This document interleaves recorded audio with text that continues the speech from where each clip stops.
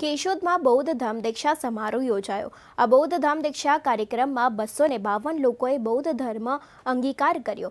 બૌદ્ધ ધર્મના દીક્ષાંત સમારોહ પહેલા બૌદ્ધ ધર્મની ડોક્ટર આંબેડકર ભવન સુધી ધમ્મયાત્રા રેલી યોજાઈ હતી। દીક્ષા સમારોહમાં ભવતે પ્રજ્ઞા રત્નને બૌદ્ધ ધર્મ દીક્ષા લેનાર લોકોને 22 પ્રતિજ્ઞાઓ લેવડાવી હતી। બૌદ્ધ ધર્મ લેનાર 252 પૈકી 50 લોકોને કલેક્ટરની મંજૂરી, બાકીના 202ની મંજૂરી અંગે પ્રક્રિયા ચાલુ છે।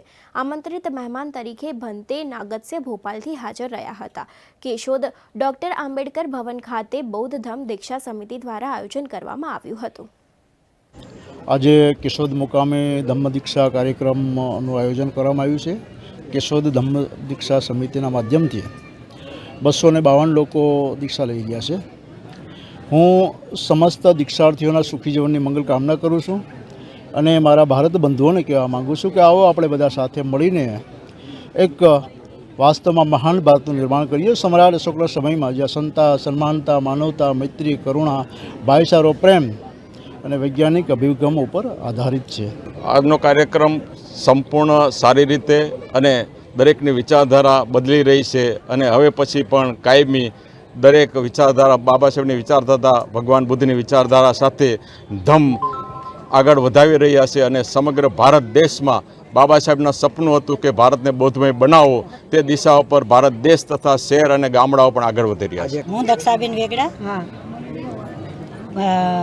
બૌદ્ધ ધમ્મ કેશોદમાં આજે બૌદ્ધ ધમ્મ દીક્ષા સમિતિ દ્વારા જે બૌદ્ધ ધમ્મ સમારોહ આયોજન કરેલું, તેમાં અમે આજે 135 જેટલા બહેનો જોડાયેલા અને ને 200 ને બધી સંખ્યા થઈને 252 જેટલા લોકોએ અમે બૌદ્ધ ધર્મ સ્વીકાર્યો।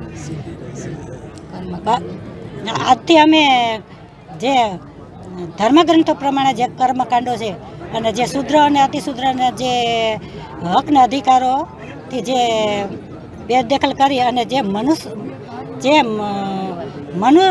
મનુવાદ જે હતો એમાંથી અમે બહાર નીકળીને આજે અમે તથાગત બુદ્ધને માર્ગે ચાલવા માટે પ્રબુદ્ધ ભારત બનાવવા માટે અમે આજથી દીક્ષા ગ્રહણ કરી છે અને હું બહુજન સમાજ અને બહુજન હિતાય અને બહુજન સુખાયના માર્ગે આજથી બુદ્ધના ધમ્મે ચાલીશ।